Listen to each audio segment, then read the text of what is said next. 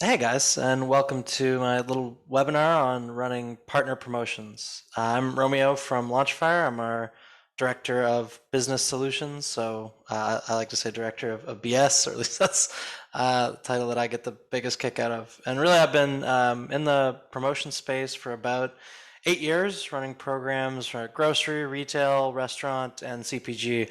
What I wanted to talk about today is really a very specific type of partner program, and that's when you've got a CPG brand working with either a restaurant, a grocery store, or a retailer to do a partner program, and how to think of those kind of projects and some things to keep in mind. So there's some general tips on just running digital promotions, sweepstakes contests generally, but there's some real specific content for how to manage those partner programs specifically. For a little bit of housekeeping, I'm going to be recording this and sending it afterwards to everyone here. And I'm also going to be jumping back and forth between a lot of examples as we go. If you have any questions, please feel free to put it either in the chat or in the Zoom Q&A, and our team will be able to get back to you, and I might be able to address some at the end. So to get right into it, I want to kind of start well at the beginning. What is the point of a promotion? And usually this is a fairly situational dependent question of what you're trying to achieve. But the one thing I'll say, notably, it's not to give away a prize. And I often talk to marketers that start the thinking about a promotion by saying, we want to give away a car, we want to give away $10,000, we want to give away a trip to the Caymans. Those really, as we view it, are not goals for a promotion. They're tools, engagement tools and tactics to get us to where we need to be, to actually figure out the goals themselves. And sometimes the prize you want to give away isn't necessarily going to actually have the best results. And ultimately, at the end of the quarter, no one CMO is going to ask how many cars you gave away. It's really how the promotion was able to achieve the marketing goals, really, that we looked at.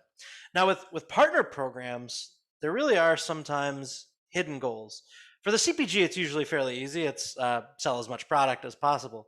But for retailers, restaurants, and grocery, often they're trying to achieve secondary things as well with a program. They're trying to grow their loyalty program. They're trying to increase their marketing funnel. They're trying to get engagement on social media. They're trying to sell partnered products as well. And so, what I always like to say is when you're preparing for the promotion, the first thing you want to do is figure out what you're actually trying to achieve. So, what those goals actually are. And there's really four things that I like to think about in preparation for a promotion, whether that's just a digital experience, whether it's a special pricing event or a contest sweepstakes giveaway.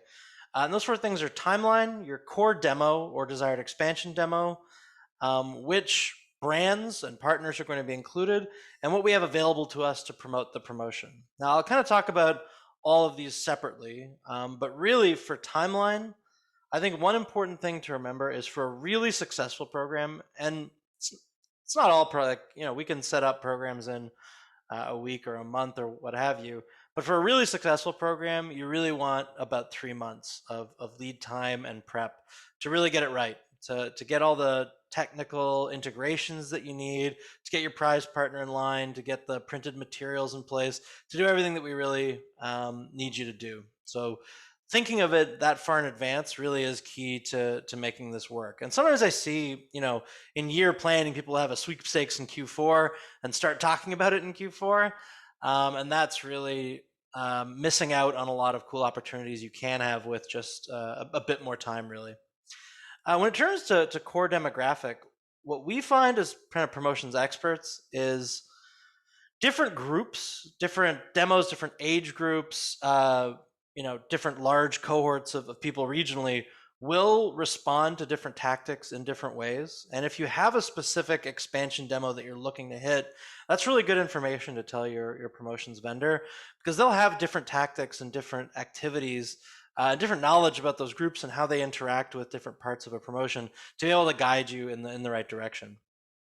Now, I think when talking about goals and what you're trying to achieve with the program, this is really when the most interaction between partners comes up. So let's say, for example, the Coca-Cola company is funding a program and it's with a restaurant. Now, Coke has the simple goal of wanting to sell as much beverage as possible. They want to be great partners. They want to engage with their, the brands that they're a vendor to. But moving product is their number one brand goal. I find the goal of the non-CPG tends to be a lot more diverse, and these are the things that you want to figure out if you can incorporate into the program. Because almost all programs are going to have buy X, get Y. That's a kind of classic structure. But for a retailer or a grocery store or a restaurant, it really does expand a bit of what you're trying to achieve, and different tactics will get you to different goals. So if you're trying to increase engagement on your social network, that might be where you'd seed codes. If you're trying to get app downloads or habits, the program would be really designed around small bursts of frequent uh, expected activity, because that's what gets you that habit forming of the app that you're really trying to get to.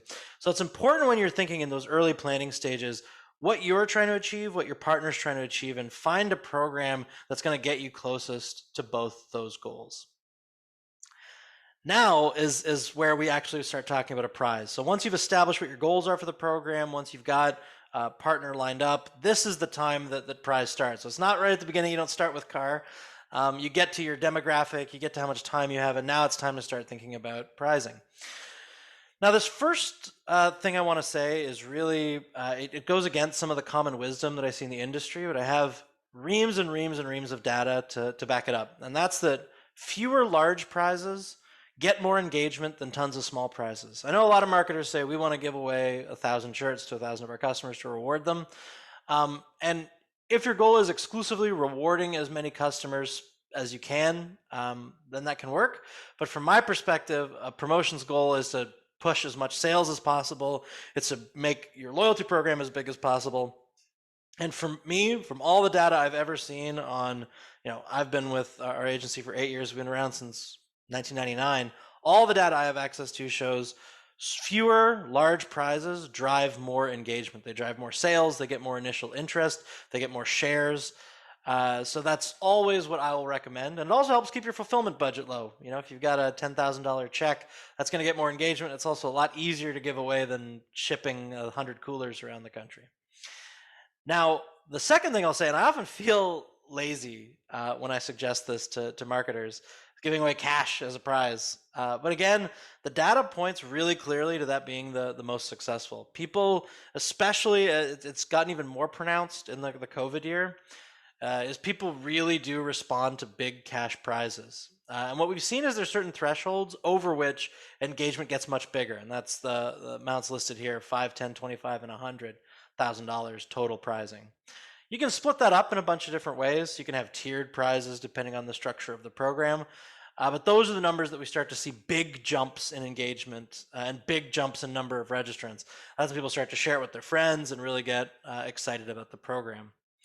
We have found that tiers generally are more successful. So if a program has that $10,000 top prize and then a trip and then electronics, whatever you want to give it, that tends to get people playing longer and engaging with the experience for a greater amount of time.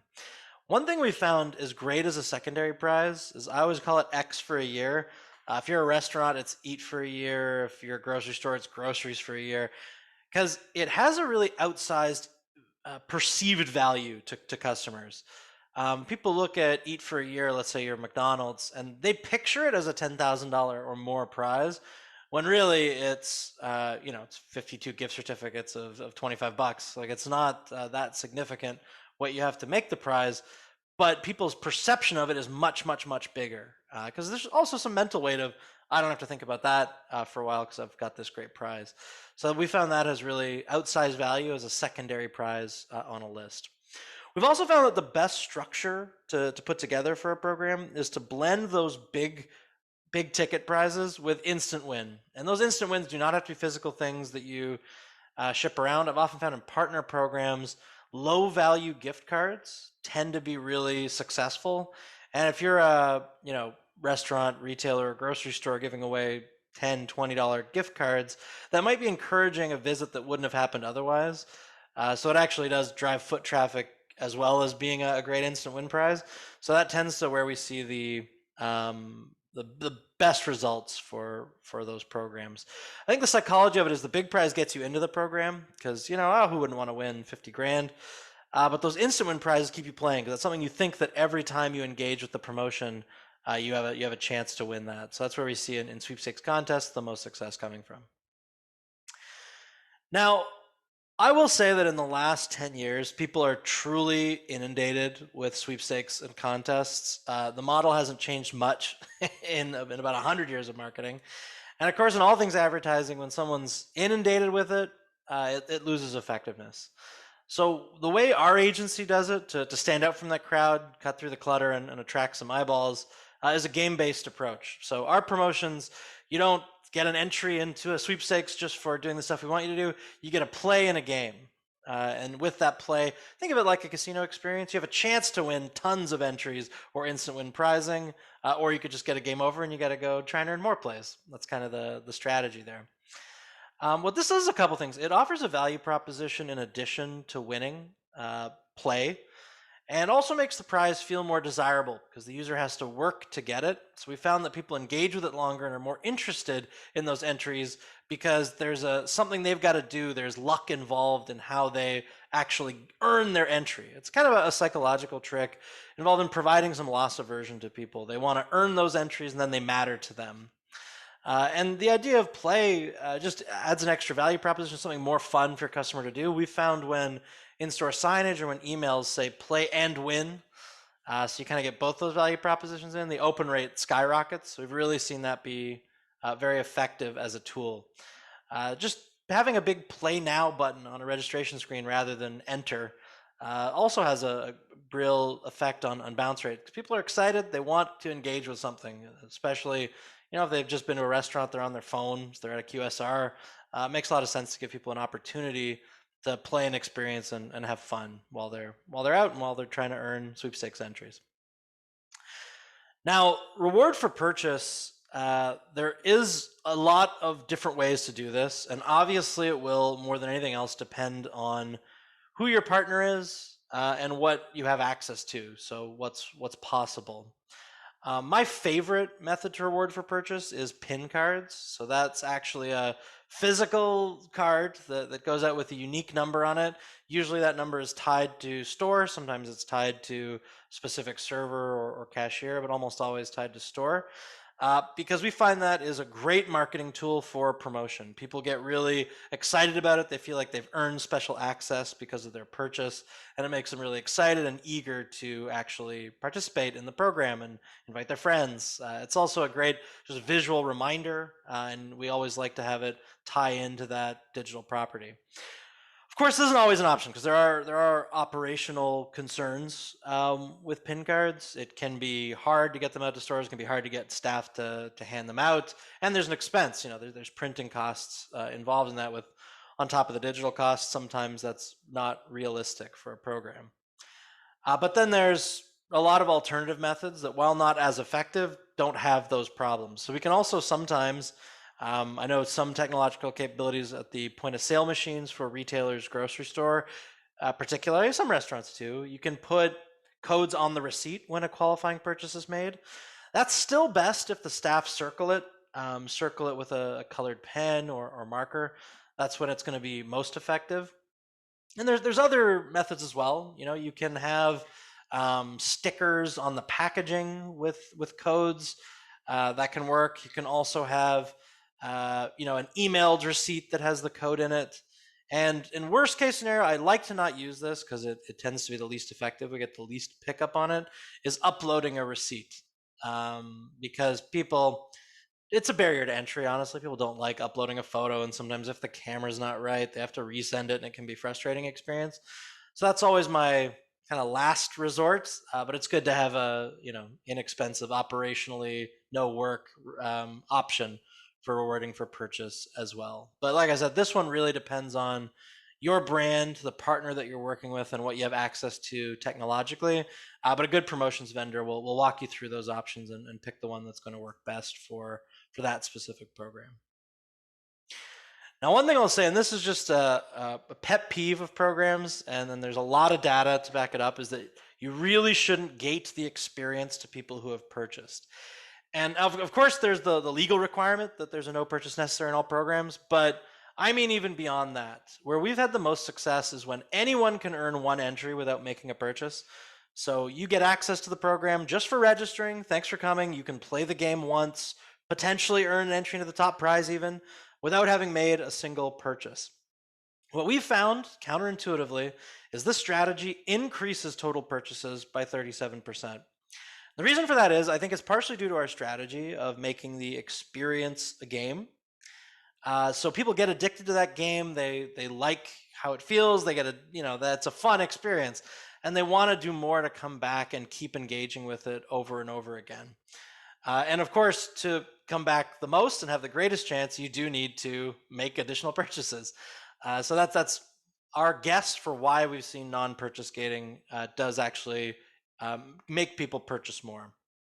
The other problem is when you purchase gate, your media might as well not exist for this promotion, because here's what happens: people go to the platform, they click on the link, they snap the QR code, however they get there, and they get a page that says "Go make a purchase." That is a real loser for a program, in my opinion. That's a massive bounce rate. It's 71% higher than when you don't do that. So all your media is just driving people to a page they immediately get off of, and then you're hoping they remember it later. Whereas if you give them a memorable experience and a chance to win, and then tell them all the ways that they have to maximize their chance, that's really going to be a lot more effective as far as programs go. Now, this leads into in that talk about media in promoting promotions and how to get the most eyeballs on the program. Now, to some degree, obviously, your pricing and the structure and that play and win that I talked about earlier is going to do some of that work for you. But you really want to also get access to as much of your house media as possible. Now, if you are the CPG company, this is a great time to lean on your restaurant, retail, grocery partner. And hopefully the program's doing enough for them as well that they're excited and eager to help you. Because the best programs use that retailer or restaurant or groceries email list to promote the program. Also, a social post or two tends to go a long way as well. And one great thing about that is you can actually put codes on the social network that give you extra chances to win, so that your social audience feels like they have a special ability to win based on their already being part of your club. So that has a lot of cool effects. It turns your promotional audience into a social media audience, and your social media audience into a promotional audience. So I always say, before you spend a cent on digital media, make sure you've exhausted every avenue of house media possible. If you can do in-store signage, if you can do those pin cards, that's all going to save you money to get the same results on digital media. And then digital media is an extra to kind of boost it to the next level. But you're still going to get a really solid cohort of participants from the existing group that was being marketed to for the program. Now, one thing where possible, and this is where we found real huge success with programs, is to get crew involved. And that's, no matter what type of partner it is, when the staff are involved in the program, talking about it, being ambassadors for it, that's when you start to see real increases to total engagement. Because frontline staff really are one of the best marketing tools that you've got to talk about digital properties and programs. The actual in many cases, FaceTime with the customer. Now, one thing I'll say is, in talking to clients, a lot of the time a crew program or crew incentive program can feel like a drag. So the way we always try to frame it is as a crew appreciation program. But that means we're also giving away prizes to crew that is most successful in the promotion, to teams that give out the most pin cards or have the most people successfully enter or make the most purchases. They also are eligible for small prizes. We like to give random prizes to any participant, regardless of the level of success of their store as well. We want it to feel rewarding and not stressful. Frontline staff, their job is really quite hard, and I don't want to make it feel more stressful and more difficult. We want to make these kind of programs where we're, getting the most out of the staff and turning them into ambassadors. We really want to make it feel as rewarding as possible for them, because they are really helpful in getting a program out and running. So data for digital promotions is really important, and a good vendor will be able to give you tons of real-time data on the promotion itself. We have a very significant real-time data suite. but almost all the good promotion vendors will. And what you're really looking for is performance data on the site. So even beyond what Google Analytics will give you, you want which stores are handing out pin cards, you want which product is being sold, you want all the details that come together to tell a really good story and to be able to really move the needle as much as possible. And the great thing about real-time data is you can make changes on the fly. So if you realize that one activity is much, much harder to get people to do than another. So for example, we realize that nobody's downloading the app. It's important to know that early so you can adjust copy, you can adjust how much people earn from having done something to be able to kind of change the program to meet demand and meet the users where they're at. So that's where the real-time data can be really important because you can make those mid-run shifts. It's particularly useful when you have spent money on digital media to know which sources of media are completely underperforming versus which ones are your winners is obviously helpful because it tells you where to put more money for the rest of this campaign and ultimately in future campaigns as well. So when looking for a promotions vendor, you really do want a handle on the data. Which finally leads me to picking a vendor, and this is partially just just a pitch for us, but generally in how you think about picking a vendor. So Launchfire has been around a very long time. We've worked on thousands of promotions in lots of different verticals in 50 countries and 100 languages. So we really do know the ins and outs of consumer promotions and how they work. And I do think that experience in digital is really important when you're looking for a vendor. I know a lot of full service shops, they'll put sweepstakes and contests on their list of a million services that they have. And what I've found in my time is working with those agencies, there's a lot of specific expertise and skills that kind of aren't there. If you think about contests and sweepstakes, there's a huge legal element you've got to think about. There's a lot of specific quirks. And just generally, I think in these kind of programs, you always want to go with a specialist because that's how you're going to get the special results. So that's really my song and dance. I'm gonna take a look at the questions right now, but I'm gonna end the video feed. So for everybody watching at home and after, looking forward to hearing from you and working on programs with your brand. Cheers.